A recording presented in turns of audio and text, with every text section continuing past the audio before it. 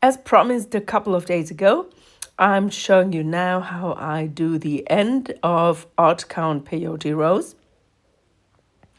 When I come to the end of the row, I weave through both last beads, so also the very last bead here, and then I add the missing bead in a back stitch. So I string the last bead of this row and I'm going back in the other direction through the next bead.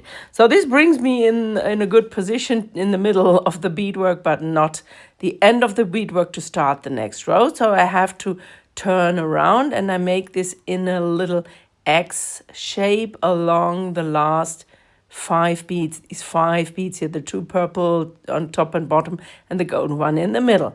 So you see I'm making this X turn here, and then I enter the first bead. I would show you that again at the end of the next row. So when we're working the row back, everything is easy. I can just add all the beads, and then I do the next row, and it's the same here,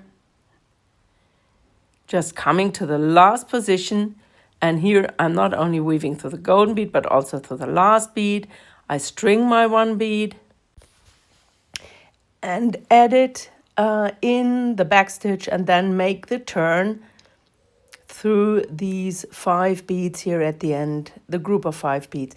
Now the disadvantage of this stitch is that it pulls the beads rather tight on this end. This is not so much an issue when you have bigger pieces, but when you make a bail, for example, then after a while you will see that your piece is curving because there's always just less thread on the one end side than on the other one. So what I'm doing to avoid this, you see, I'm adding my last bead in a back stitch, but instead of turning around, I'm just weaving over to the other edge.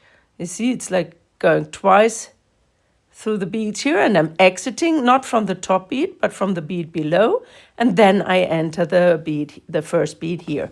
Then I add my golden beads in between. That's the easy row. And now I can make the easy turn on the other side. You see here, that's my easy turn. And now when I come to the end of this row again, I string my bead and I add it in the back stitch, and then I'm weaving over to the other side. And you see when you take the beads in groups, as I'm showing that here, it's not a big effort to do. So in this way, you have alternating single thread, double thread on either side. So it's alternating, and then you will have an even tension on both edges. So when you make a bail or something, this is a nice technique to make your turn on the ends and have a very, very even tension in all parts. I hope you like this little trick. Bye-bye.